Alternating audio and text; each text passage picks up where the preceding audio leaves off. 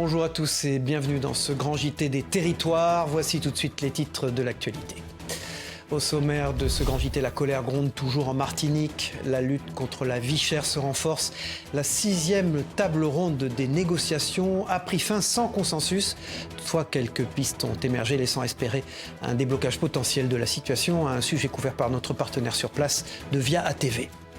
Nous irons également à Limoges, où l'industrie pharmaceutique fait face à d'importants défis de recrutement. Pour attirer des passionnés, une journée spéciale a été organisée à la faculté de pharmacie. Tous les détails sur cette initiative dans ce journal avec notre partenaire 7 à Limoges.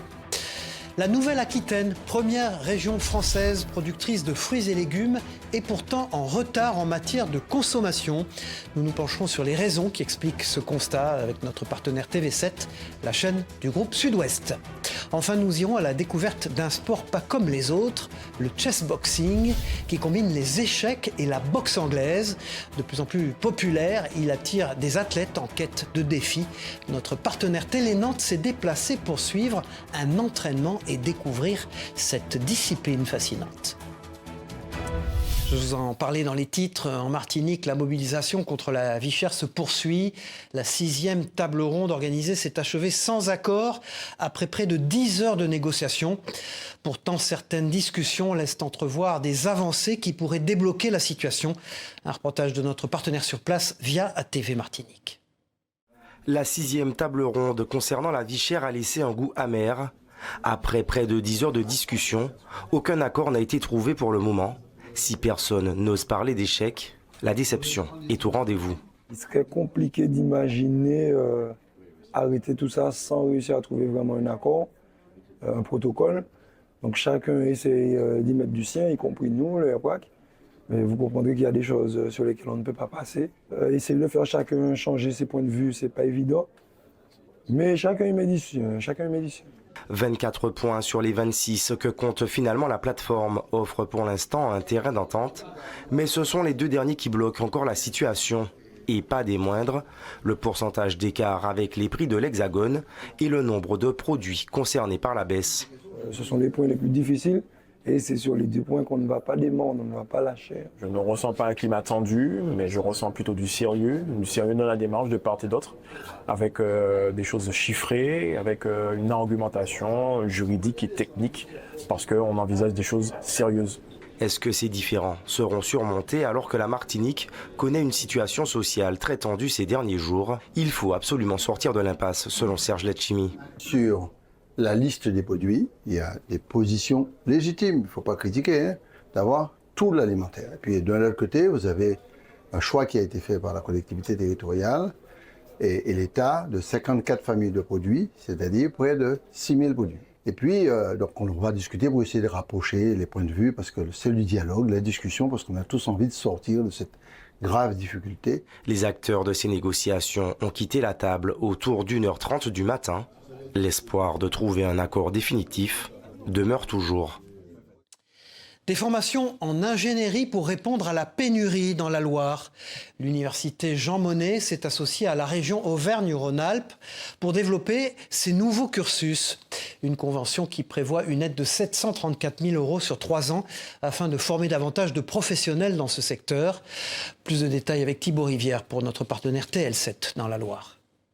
Auvergne-Rhône-Alpes est la première région industrielle de France. Pourtant, il manque bien des ingénieurs. Dès que vous commencez à vous déplacer, vous voyez qu'il manque des ingénieurs, mais surtout, il manque beaucoup de techniciens. C'est pour ça qu'on a aussi beaucoup de nouvelles filières qui se développent sur du bachelor et autres pour être une région où nous formions davantage. On a aussi la chance d'avoir un monde économique très développé. Voilà, je pense qu'il y a moyen effectivement de pouvoir les conserver sur le territoire. Ces futurs ingénieurs vont recevoir du matériel de pointe pour suivre les avancées technologiques. L'école d'ingénieurs publics télécom va aussi pouvoir développer ses classes préparatoires. Et combiné avec la faculté des sciences et techniques, de nouvelles filières de tout niveau vont apparaître, d'apprentissage à Bac+8. Et ces investissements vont s'étendre jusqu'à Roanne où son IUT aura une nouvelle filière ingénieur. L'école d'ingénieurs Télécom Saint-Étienne a fait le choix, avec évidemment l'aide de l'université, de développer une filière d'ingénieurs délocalisée sur le site rouennais, au plus près des entreprises, et être capable de se rapprocher des familles, des étudiants qui, dans un contexte social et économique parfois tendu, si on ne développe pas des formations au plus près de leurs habitations, vont hésiter à se former. Voilà. En effet, un jeune sur deux hors des métropoles se projette 2 fois moins dans les études supérieures. Avec ces investissements, d'ici 2030, l'université Jean Monnet espère avoir 135 nouveaux diplômés par an. Autre chose dans l'actualité, après le manque d'ingénieurs, c'est au tour de l'industrie pharmaceutique de faire face à des difficultés de recrutement. À Limoges, ce secteur est en quête de talents et n'est pas uniquement à la recherche de pharmaciens. Vous allez le voir, les grands groupes et les start-up recherchent aussi des logisticiens et des experts RH. Pour attirer ces profils variés, une journée spéciale s'est tenue à la faculté de pharmacie de la ville. Retour sur cette initiative avec notre partenaire sur place, c'est à Limoges. Les métiers de l'industrie pharmaceutique sont mal connus. Aujourd'hui, fac de pharma égale officine, et ce n'est pas le cas. La tournée d'Alice Nouvelle-Aquitaine fait étape à Limoges. Aujourd'hui, les étudiants n'ont pas conscience en fait des différents métiers qu'offre l'industrie pharmaceutique. Il y a toujours cette association un peu rapide de se dire si je ne suis pas pharmacien, si je ne suis pas médecin, je ne peux pas y aller. Autour de la faculté, les entreprises se développent à des tailles différentes. Effectivement, on a pas mal de start-up sur Limoges qui se développent et qui recrutent parmi nos étudiants.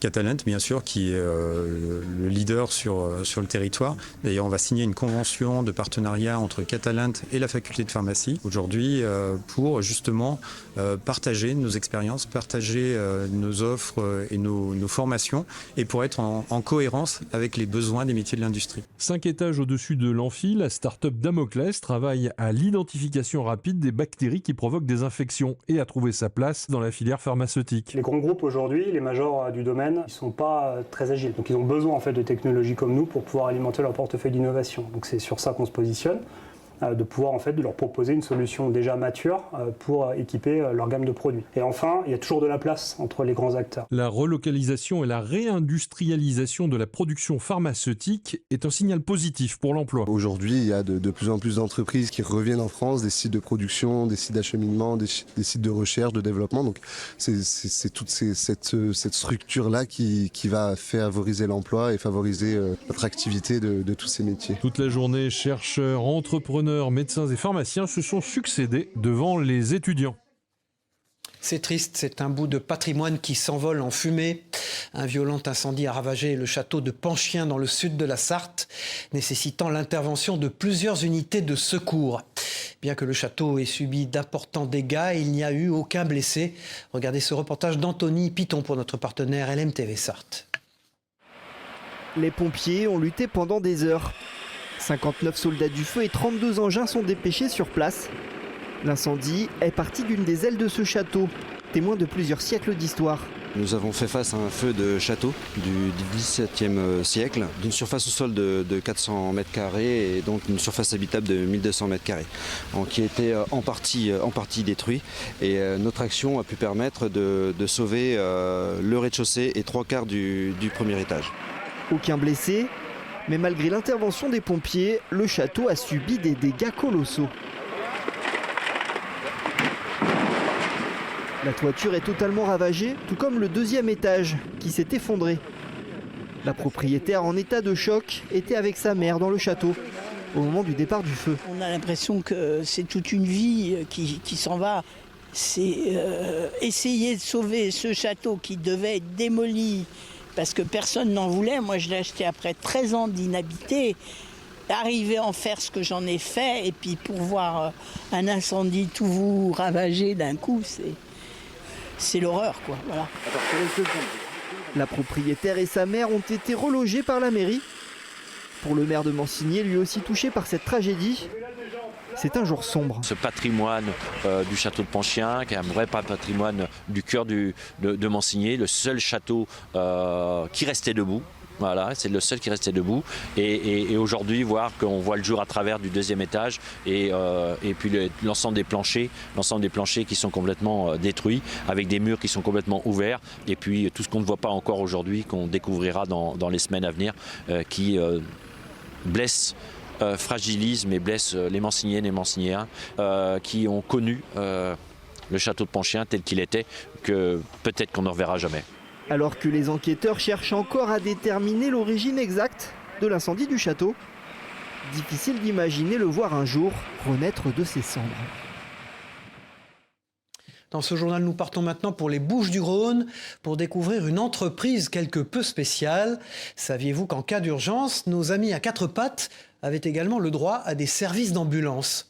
Notre partenaire La Provence a visité une entreprise spécialisée dans les soins médicaux destinés aux animaux de compagnie. Un service unique qui vise à assurer le bien-être des petites bêtes en détresse. Plus de détails avec Marie-Emmanuelle, une ambulancière pas comme les autres. Regardez. Ça peut être la nuit, ça peut être le week-end et ça peut être en semaine aussi, toute urgence. Donc oui, bien sûr, c'est justement le but de nos services. On va travailler avec les animaux domestiques, c'est-à-dire les chiens, les chats et les nacs, donc les nouveaux animaux de compagnie qui sont les lapins, les cochons d'Inde, les rats, ces petits animaux. Voilà, vous l'avez vu dans les titres, mais avez-vous déjà entendu parler du chessboxing? C'est une discipline sportive qui combine la stratégie des échecs et la boxe anglaise, oui. Tout droit inspiré d'une bande dessinée, ce sport unique alterne entre des rounds de boxe et des parties d'échecs et il met à l'épreuve à la fois la force physique et la capacité mentale des participants. Popularisé récemment, il attire divers athlètes amateurs de nouvelles expériences sportives et longtemps, un Français, Thomas Cazeneuve, a été le champion de cette discipline. Notre partenaire Télé-Nantes s'est rendu à Saint-Herblain pour assister à un entraînement. Regardez.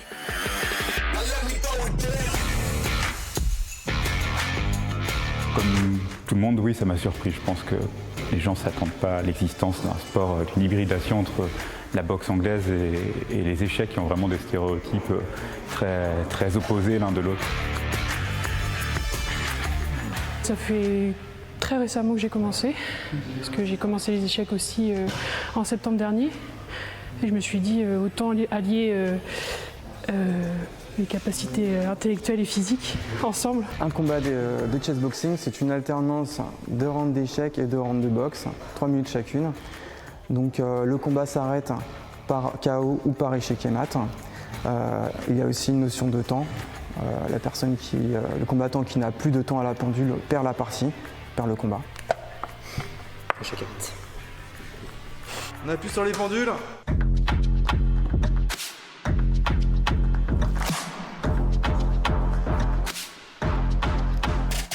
Je m'appelle Gabriel Lacouture, je suis chessboxer et j'ai récemment remporté un combat en l'IFC 6 qui s'est déroulé à 7 en catégorie élite moins de 75 kg. À la base, je viens des échecs et je suis venu à la boxe par le chessboxing. C'est vrai que l'alternance est assez difficile, je trouve que ça demande vraiment une grande concentration et une grande capacité vraiment beaucoup d'efforts de gestion des émotions et du souffle, d'avoir cette intensité dans la boxe, qui est un sport très intense, et de revenir vraiment à un état de concentration et d'analyse.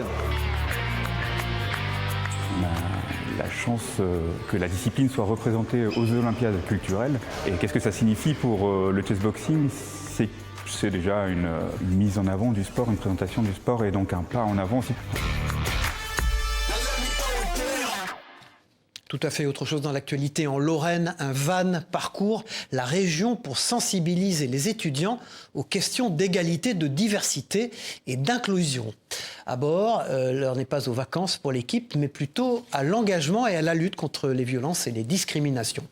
Notre partenaire Moselle TV a eu l'occasion de monter à bord de ce van pour en savoir plus sur cette initiative. Regardez. À bord du van, les intervenants font connaître le dispositif de l'université destiné aux étudiants confrontés à des violences ou discriminations en interne. On reçoit la personne, on lui donne toutes les ressources dont elle peut avoir besoin, on l'oriente vers les services de santé, vers les services sociaux, et puis on se charge de faire en sorte que la situation puisse être traitée rapidement, donc y mettre fin dans la mesure du possible, et puis mettre en place tout ce qui va permettre à la personne de pouvoir poursuivre sa scolarité dans les meilleures conditions. On n'aura jamais toutes les situations de l'université, pour l'instant on en a quand même un certain nombre. On sait que ça ne va aller qu'en augmentant parce que les dispositifs sont de plus en plus connus. Ce van égalité, diversité et inclusion sillonne les campus de l'Université de Lorraine afin de sensibiliser les étudiants aux violences. Que ce soit donc tout ce qui se passe au niveau des cours, les groupes de travail, etc. Mais aussi tout ce qui se passe en ligne et tout ce qui se passe dans les soirées étudiantes. Donc violences sexistes et sexuelles, donc tout ce qui est agissement sexiste, agression sexuelle, etc. Aussi harcèlement scolaire, cyberharcèlement et puis tout ce qui est discrimination, que ce soit homophobe, transphobe, racisme, handiphobe, etc. Donc lutter contre toute forme de discrimination. Donc si vous voulez signaler du harcèlement quel qu'il soit, n'hésitez pas, il y a une cellule d'écoute qui fonctionne. Il y a beaucoup de situations où les gens qui le font ne se rendent pas compte qu'ils sont en train de le faire en fait. C'est des situations où pour eux ça peut être juste un jeu ou ça peut être juste un truc amical, sans qu'en fait ils se rendent compte qu'ils sont en train de le faire. C'est important de faire la sensibilisation. Je trouve qu'on est quand même un peu plus ouvert que les anciennes générations parce qu'on a eu beaucoup plus justement de ce genre d'intervention au cours de notre cursus scolaire. En octobre, le van fera au total 15 étapes, dont 5 sur les campus de Moselle. Vous l'avez vu dans les titres, elle est la première région productrice d'asperges, de carottes ou encore de fraises. La région Nouvelle-Aquitaine joue un rôle clé dans la production de fruits et légumes en France. Et pourtant, ses habitants consomment moins de ces produits que la moyenne nationale. Une tendance qui se vérifie dans la métropole bordelaise, comme l'indiquent les professionnels interrogés par notre partenaire TV7, la chaîne du groupe Sud-Ouest. Regardez. C'est le rituel de la semaine. Madame, bonjour. Pas de problème. En ce jour de marché, Huguette fait le plein de fruits et légumes pour la semaine. Bon, c'est bon. Oui, c'est bon pour moi. Mais attention, le budget est serré. Je fais attention à tout ce que je prends. Parce qu'on est à la retraite, alors on n'a pas des retraites, alors il faut faire attention. Puis moi, on ne gaspille pas à la maison. En période d'inflation, préserver son porte-monnaie est une priorité pour de nombreux clients. Et à chacun son astuce. On fait attention, bien sûr, au prix quand même. Hein. On n'achète pas à n'importe quel prix non plus. Et puis, je multiplie mes sources, quoi. Je viens un peu au marché, chez un maraîcher, grande surface. Un phénomène loin d'être sans conséquences. Avec 830 000 tonnes de fruits et légumes récoltés chaque année, la Nouvelle-Aquitaine occupe une place importante dans ce secteur. Et pourtant, les habitants achètent moins que la moyenne des Français. Là, cette année, c'était un peu plus compliqué. On voit que l'année dernière, par exemple, on les voyait prendre 1 kilo, 1,5 kg. Cette année, ils viennent, ils prennent 3, 4, 5 pièces. Et puis voilà, ils arrêtent. Parce que le budget moyen, il a vachement chuté. Dans la région, le revenu annuel médian est plus faible que la moyenne nationale. Résultat, le ménage néo-aquitain achète en moyenne 158 kilos de fruits et légumes. C'est quasiment 20% de moins qu'en Provence-Alpes-Côte d'Azur par exemple. Face à cette situation, ce grossiste installé depuis 40 ans et qui travaille avec une centaine de professionnels n'a pas eu d'autre choix que de se diversifier. On peut avoir des cours qui sont très simples, qui peuvent passer de 1 €, le lendemain à 2 €, le surlendemain à 3 €, donc c'est vraiment très variable, mais qu'on essaye de compenser par d'autres moyens. Donc effectivement, en créant d'autres activités, on a créé une activité pour des mariages ou pour des anniversaires, on crée des bouquets de fruits, on essaie de se développer, de se diversifier pour justement pallier à cette baisse de chiffre d'affaires. Enfin, quant au panier des néo-aquitains, bonne nouvelle, il est bien équilibré entre les fruits et les légumes, avec en tête des pommes, des bananes et des tomates. Voilà, Noël approche à grands pas. C'est la raison pour laquelle un majestueux sapin haut de 30 mètres et pesant près de 8 tonnes a été abattu dans la forêt domaniale de Champs, dans les Vosges. Et ce, afin d'être transporté sur la place Kléber à Strasbourg pour le marché de Noël. Cette tradition annuelle marque le début des festivités dans la capitale alsacienne, qui attire de nombreux visiteurs chaque année. Un reportage de notre partenaire Vosges Télévision. Regardez. L'icône du marché de Noël strasbourgeois sera vosgien. Le grand sapin de la place Kléber a été sélectionné dans la forêt domaniale de Champs, en Déodacie. Ce sapin, évidemment, c'est le plus photographié de capitale de Noël. C'est l'image qu'on retrouve le plus souvent sur tous les médias. C'est celui qui marque un peu l'édition chaque année. Chacun a son avis. J'aime la décoration, je ne l'aime pas. Donc c'est un marqueur important et il nous tient à cœur qu'il soit à la hauteur de l'attente de tous les visiteurs et de tous les Strasbourgeois. Et c'est l'Office national des forêts qui a la charge de trouver l'arbre. Des agences s'y attellent dès le mois de janvier avec de nombreux critères. Il y a des critères esthétiques et techniques. Alors esthétique, c'est un arbre qui doit pousser, qui doit être relativement conique, qui a une forme de sapin de Noël, ce qui n'est pas forcément le cas pour un arbre forestier. C'est un arbre qui doit pousser de manière isolée en forêt. Donc en forêt, les arbres ne poussent pas isolés. Donc voilà, c'est un ensemble de choses qui font que ce n'est pas facile de trouver cet arbre. Le jour J, il aura fallu 4 heures de préparatifs avant les premiers coups de tronçonneuse. Un conifère de 70 ans, haut de 30 mètres, avec un poids de 8 tonnes environ, nécessitant 2 grues et un camion de convoi exceptionnel pour le déplacer, ainsi qu'un dispositif important de sécurité pour éviter tout accident de bûcheronnage. Si l'arbre est offert, l'opération technique coûte 70 000 € à la capitale alsacienne. On en a pour 2 semaines de travail, c'est-à-dire qu'on le coupe. Quand il sera sur la remorque, on ne pourra pas le transporter. Donc on va prendre branche par branche pour le replier et de manière à ce qu'il ait les dimensions nécessaires au transport. On va casser quelques branches pendant le transport, donc on va lui refaire une beauté. Et après, il y a tous les électriciens, il y a tout ce beau monde qui va travailler là. Et il y a 3 semaines de travail. 3 millions de visiteurs se déplacent au marché de Noël strasbourgeois. Du 27 novembre au 5 janvier, une petite part de la forêt vosgienne sera au cœur de la fête. LVMH, derrière les 4 lettres du numéro 1 de l'industrie du luxe, se cachent des centaines de métiers d'exception. Alors pour pérenniser ces savoir-faire uniques, le groupe a créé il y a tout juste 10 ans l'Institut des métiers d'excellence. La semaine dernière, LVMH a organisé une grande soirée à Paris pour mettre à l'honneur ces métiers de l'ombre, mais aussi pour susciter des vocations chez la jeune génération. Christophe Rigaud était au Grand Rex, sur place, regardez. Plus de 800 talents du groupe LVMH se sont donné rendez-vous ici, au Grand Rex. Ils sont apprentis, créatifs ou artisans déjà experts et font tous des métiers d'exception. Bottier, horloger, tonnelier ou conseiller en vente dans l'une des prestigieuses maisons du groupe.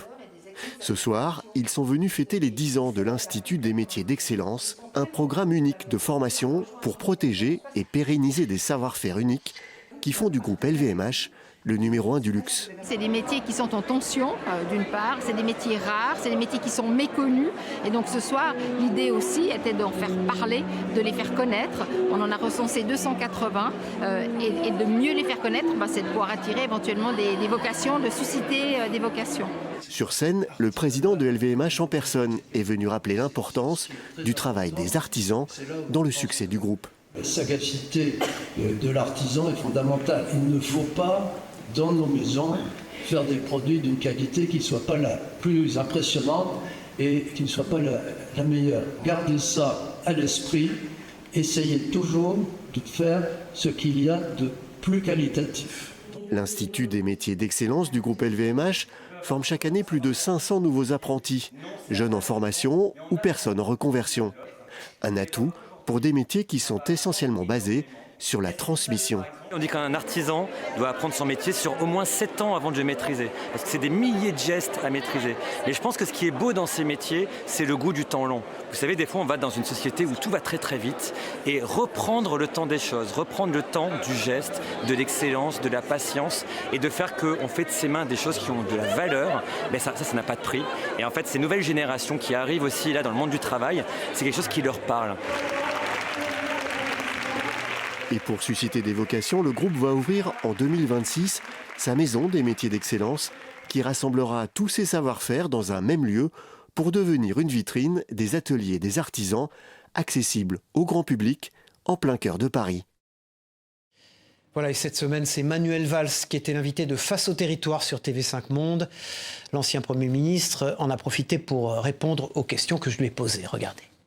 Le parrain François Hollande qui arrive à concilier tout le monde, depuis LFI, en passant par les écologistes, jusqu'à Bernard Cazeneuve. Il n'a pas dit Manuel Valls, mais ça aurait pu arriver. J'imagine qu'il l'a pensé. Non, mais de ce point de vue-là, il ne change pas François Hollande. Et moi, je peux comprendre. C'est conciliable tout ça? Vous dites que non, vous? Non, moi, je pense que c'est très difficile. Mais je comprends l'idée. Il reprend au fond le projet qui a été celui des socialistes dans les années 60, 70, de regrouper tous les socialistes. Mais pour être candidat lui-même?